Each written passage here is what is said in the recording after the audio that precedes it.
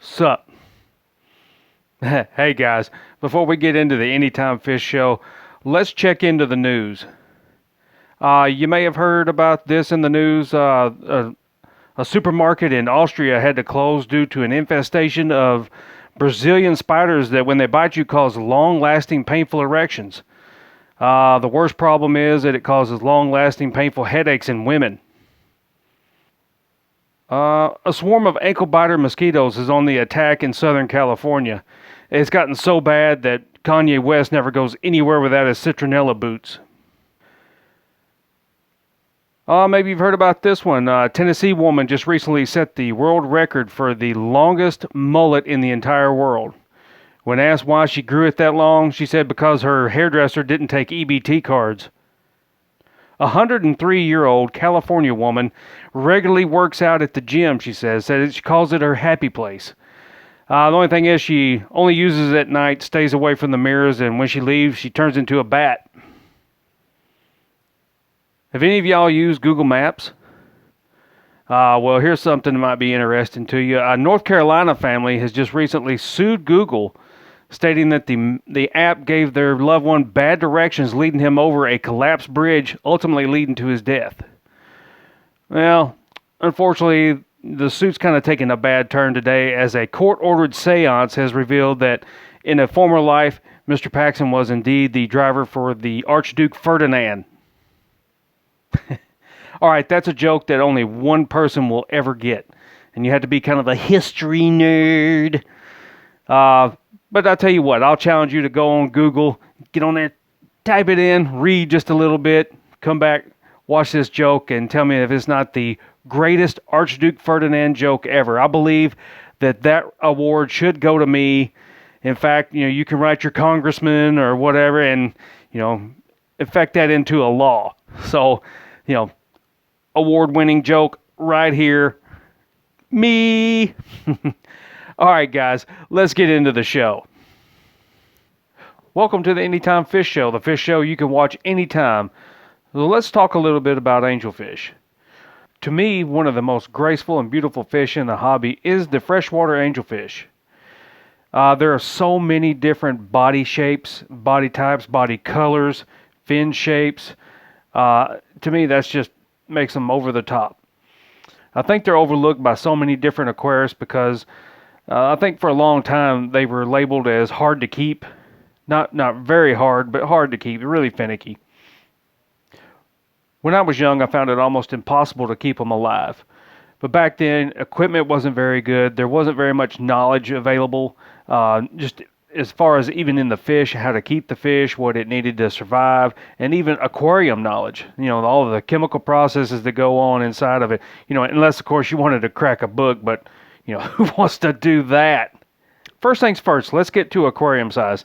These guys grow quite big, and they're going to need, a large aquarium, 55 gallons or bigger, because these fish can grow to about 3 to 4 inches in length, and anywhere between 5 to 8, depending on their fin size. So they'd be kind of a large fish, and they will pollute the water. So they're going to need that room to grow. So definitely give them 55 gallons or more, especially if you're going to get, several fish in there. You might want a 75 to 90 gallon aquarium.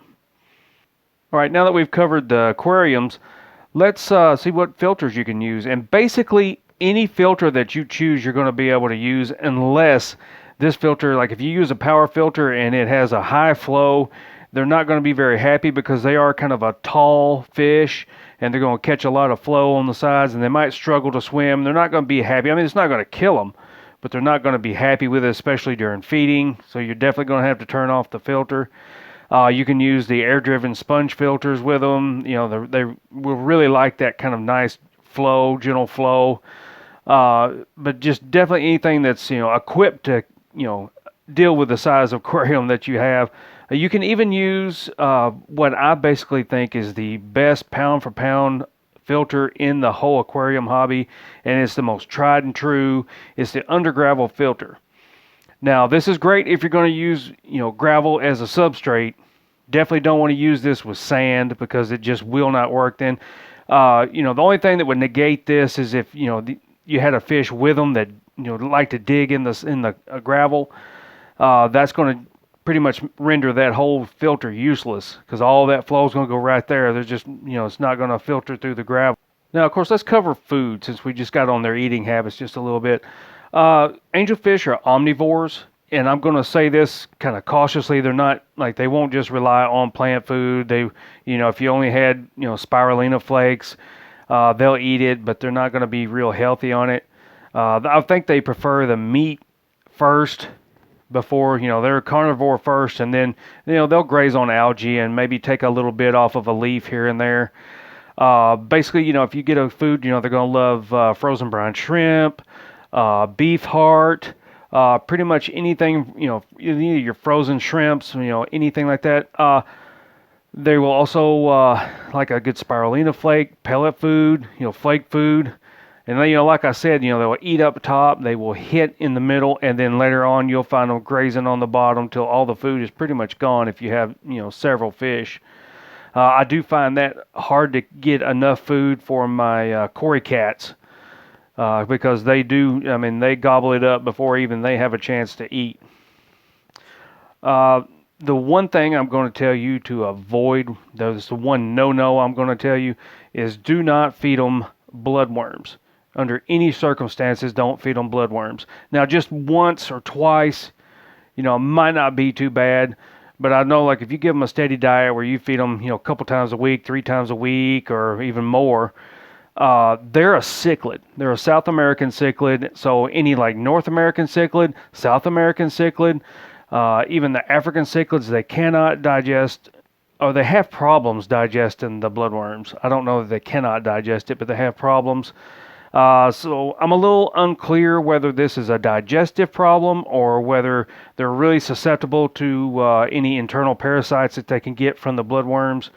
Because I've lost several discus to this before I figured out that that's a no-no. They'll get a bloat, and it's a very hard to treat bloat, and I have been successful in treating it only to find it coming back.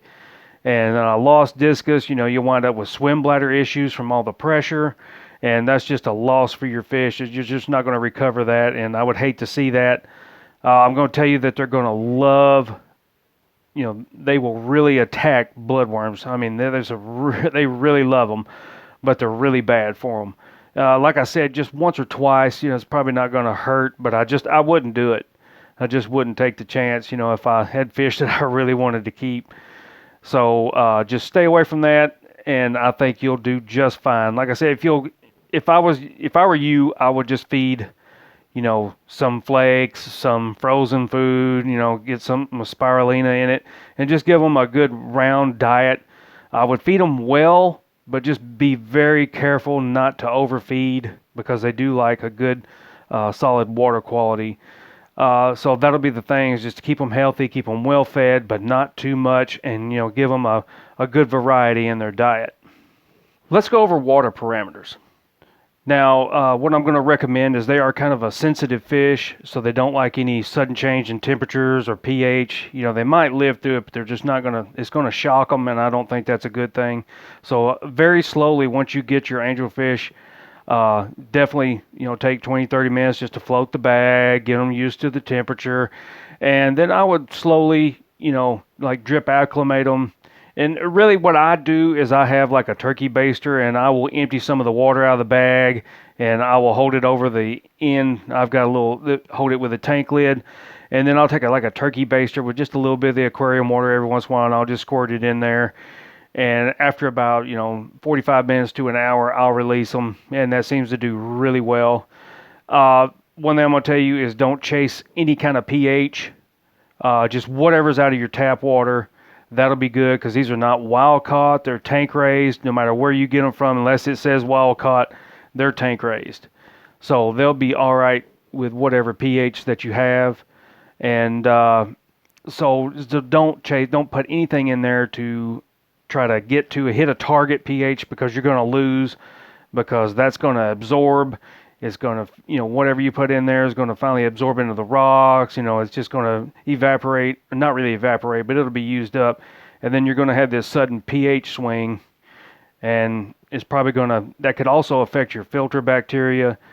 So you may also have an ammonia swing, which could also affect the pH swing. So I think you're going to have a really negative outcome, because almost no fish whatsoever likes a sudden pH change. And sometimes those swings can be dramatic.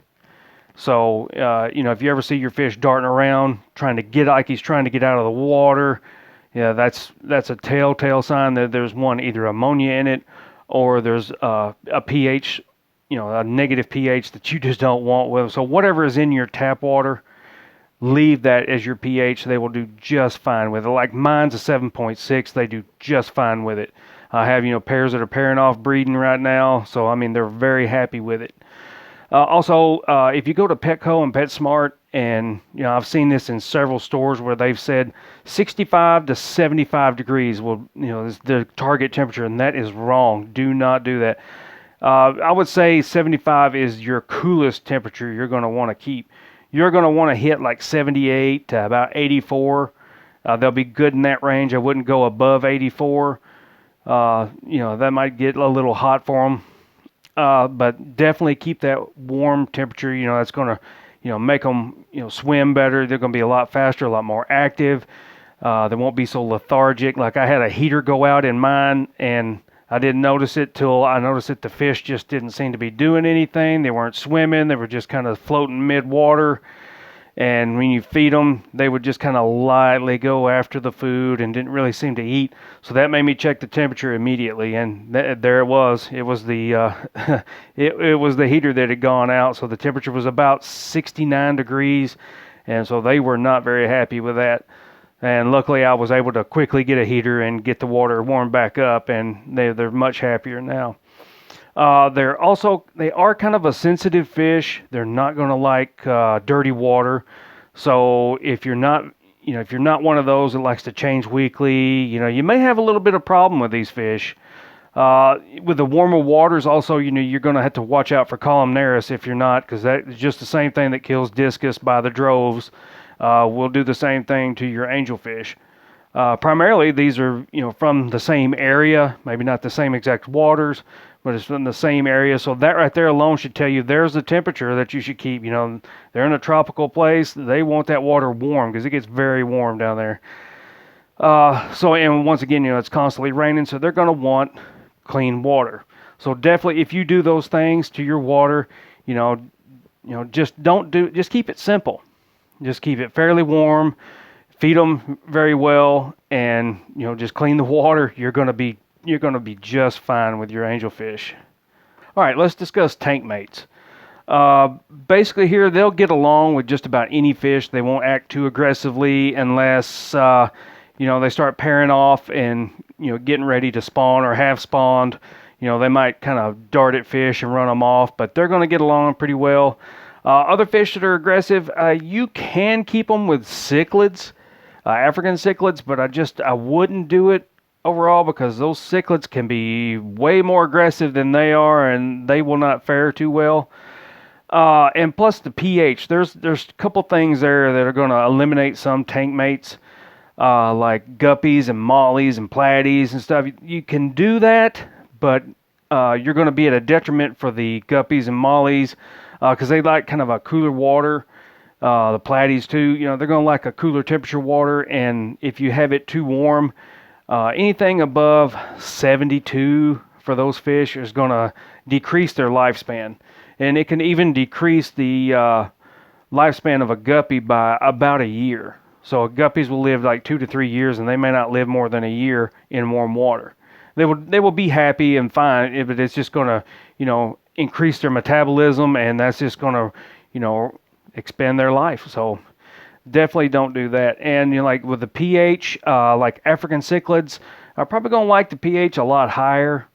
They will probably live in the pH that you have, but they're going to like it a lot higher. So you definitely don't want to mix those two if you want really totally healthy fish. If I was going to get tank mates for them, like Plecostomus, cory cats, any kind of barb that doesn't is not really hyperactive, especially like tiger barbs. No on tiger barbs, do not do it. Like a rosy barb, cherry barbs. You can even do like cardinal tetras, neon tetras. The only thing with neon tetras, the smaller ones, if you have some bigger fish, they may try to snack on them. So the angelfish will pick a fish out of the water if it will fit in its mouth. So just have that in mind. You could even do rasboras. They will do quite well with them. But basically, I would keep it kind of simple. Keep them to like South American fish if you could. Something that's going to enjoy the same tank parameters. I think they'll be happy either way. But definitely mine I've kept with plecos and cory cats and the cardinal tetras. They seem to really get along with. They're a little bit bigger. So that's my recommendation anyway. Some other people might have some different opinions, but I'm just going to tell you to stay away from like the guppies and mollies, just because it's a detriment to the guppies and mollies. They'll live fine, they won't fight, but the temperatures that you need to keep it at is going to shorten their life quite a bit. So, that's just my recommendation. So you can do what you want. So in retrospect, if you keep your water good and clean, you feed them a wide variety, you keep it, good and warm, and you just keep everything simple, you're going to enjoy those fish for a long time. So if there's anything in this video that I haven't covered that you want to ask, if I didn't answer all your questions, feel free to comment and I will get back to you the best that I can with my knowledge. I'm not a genius, I'm not the world's best expert, I'd make mistakes. So hopefully I can help you with anything. And so if you would, please like and subscribe, because it would really help. Wait, what? I'm trying to film. What's that? Today's my wife's birthday.